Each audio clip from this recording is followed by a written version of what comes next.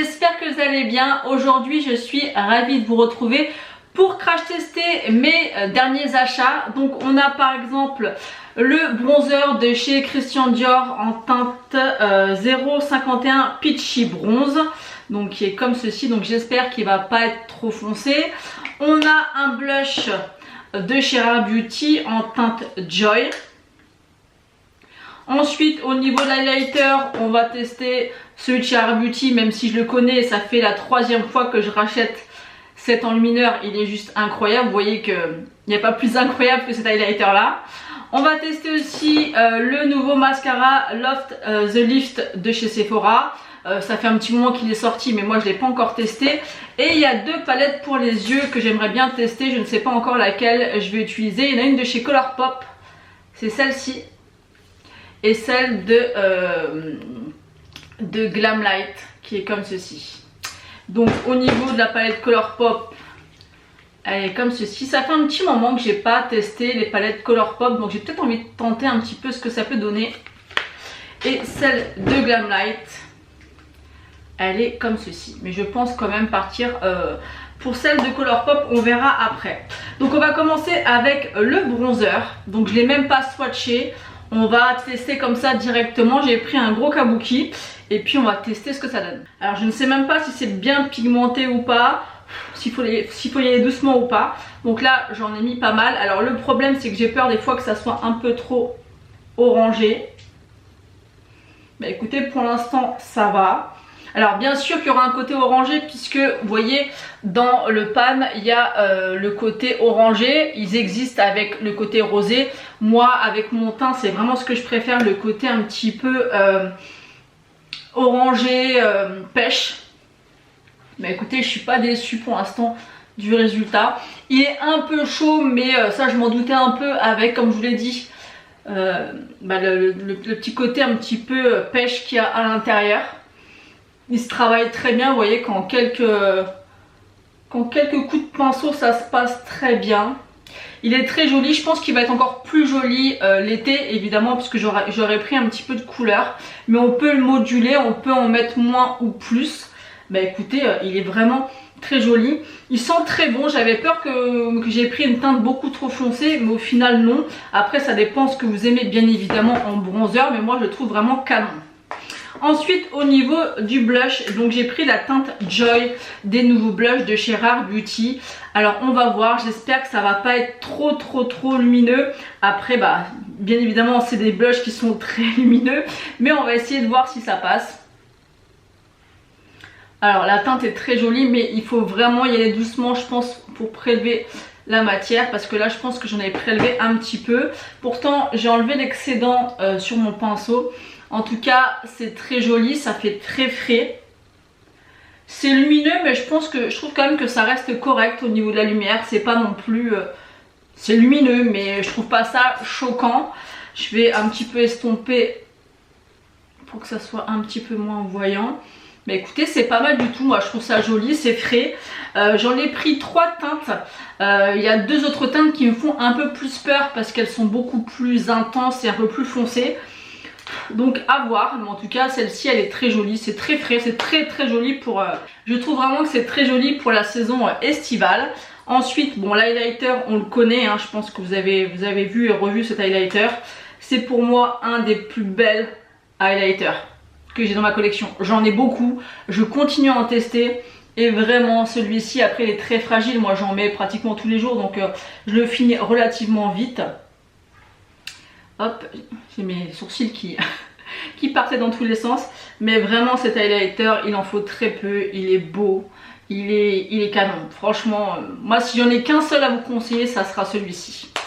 Donc voilà pour ce qui est du teint. Je vais venir aussi appliquer une brume de la marque Iconic London. Donc c'est dans la teinte, je crois c'est la teinte 1, enfin la teinte originale parce qu'il existe 2 teintes. Donc on va venir un petit peu... donc dedans il y a vraiment des nacres, donc c'est joli. Moi je trouve que c'est sympa à utiliser par exemple l'été justement. Donc là j'en mets pas beaucoup, voilà. Et ensuite on va venir tester quand même la palette de chez Colourpop. J'ai bien envie quand même de tester cette palette. Comme je vous l'ai dit, ça fait longtemps que j'ai pas testé une palette de chez Colourpop. Et j'ai envie de savoir un petit peu ce que j'en pense depuis. J'ai acheté pas mal de mono puisque depuis quelques temps maintenant j'aime beaucoup mettre qu'un seul mono, du mascara, un petit peu d'highlighter en coin interne et ça fait l'affaire. J'aime de plus en plus me maquiller, de plus en plus simple au niveau des yeux, même si j'adore les palettes d'ombre à paupières, c'est vraiment ce que j'aime.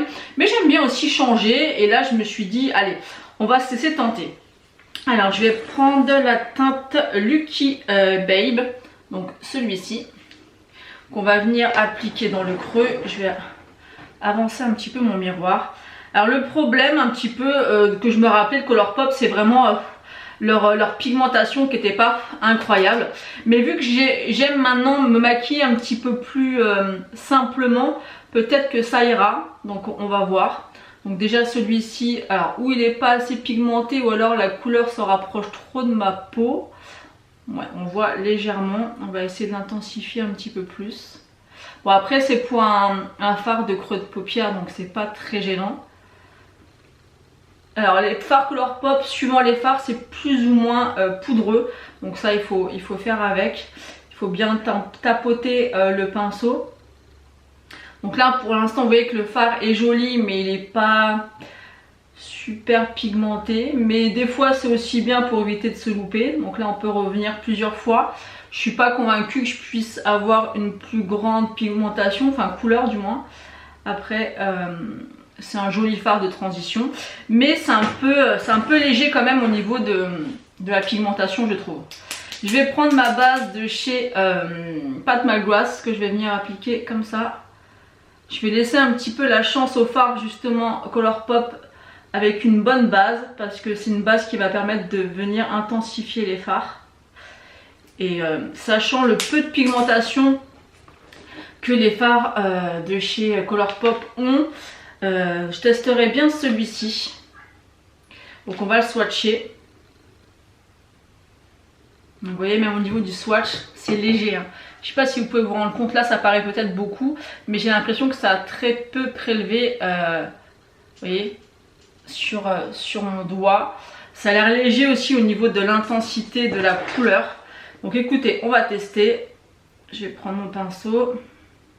Ouais, même quand là je suis obligée de faire vraiment comme ça pour vraiment avoir un petit peu de matière sur mon pinceau. Alors la couleur est jolie. Après je pense que la base qui est en dessous il fait beaucoup.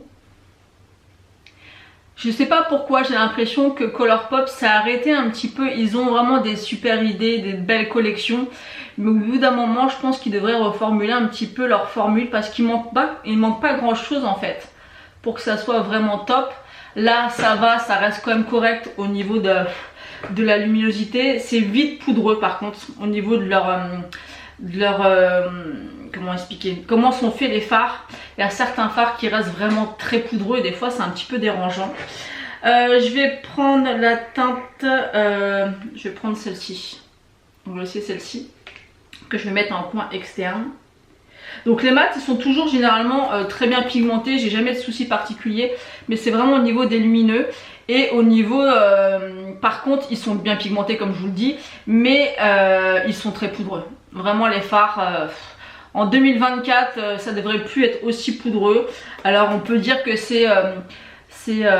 ça prouve la pigmentation, mais j'ai d'autres palettes dans d'autres marques plus ou moins chères où c'est de très très bonne qualité, d'une très bonne pigmentation mais qui ne chute pas comme ça quoi. Là c'est vraiment malgré, vous voyez, malgré que j'ai tapoté mon pinceau, j'ai quelques chutes et ça c'est vraiment dérangeant.